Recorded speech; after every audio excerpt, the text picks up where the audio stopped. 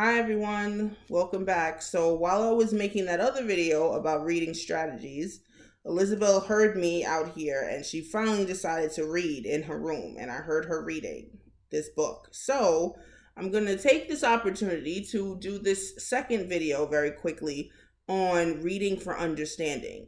So I did hear her reading the book in the back, so now I'm about to ask her a few different open-ended questions. So when your child finishes reading a story, you want to ask them open-ended questions to check for understanding. Did you actually understand what you were reading?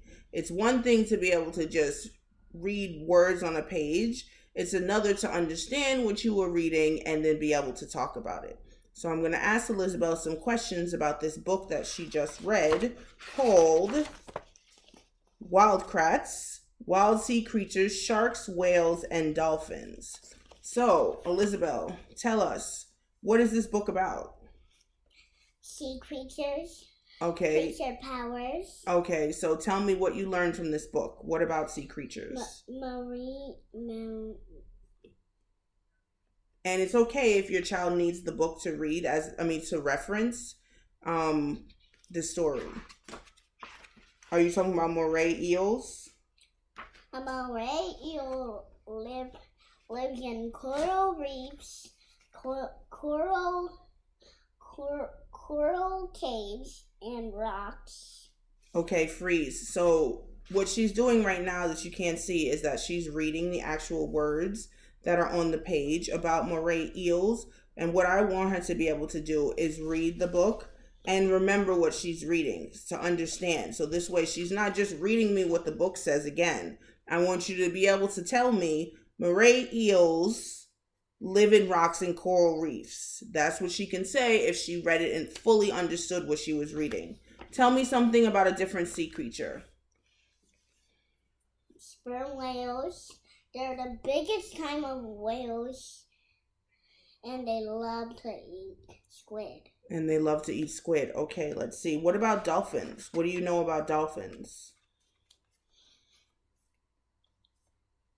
I know plenty of things. Okay, so tell us. What did you learn from the book about dolphins? Stand up so we can see you. What do you know about dolphins?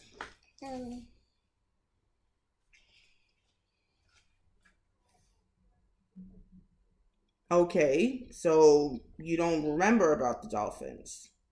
So what are some of the other sea creatures in the book that they taught you about? What are some of the other sea creatures in here? Without looking, you read the story, so tell us, what are some of the other sea creatures that are in this book? Yelly crabs, they have little hairs. They have hairs on their claws and legs. Uh-huh. What else? They use them to walk around, and they love little tiny pieces. Little tiny pieces of what? Krill. Oh, krill. Okay. What's another sea creature from the book? Okay. Here's another creature from the book. Tell us. It is a great white shark. Okay, what do you know about the great white shark?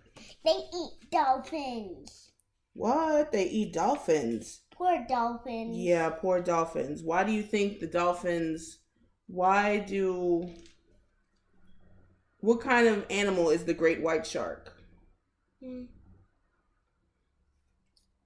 I see in the book? You can see for a minute.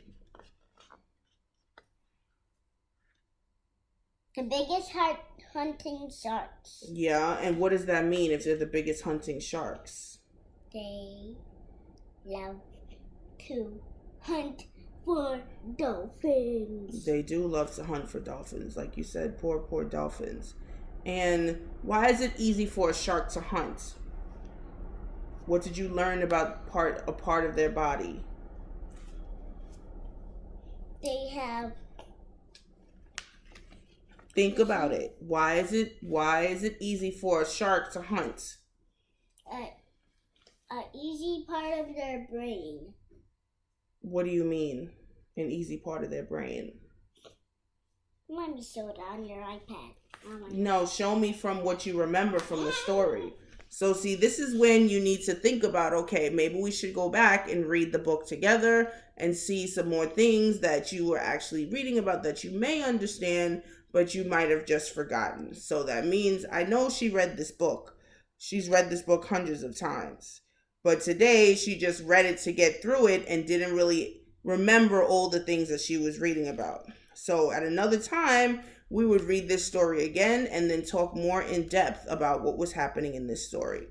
This is a nonfiction book. It tells about facts and information. No. If it was a fiction story that actually told the story with the beginning, middle, and end, then my questions would be a little bit different.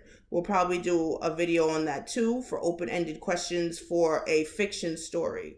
So this is just a little bit of a glimpse as to what you can do after your child's read a book to check for understanding.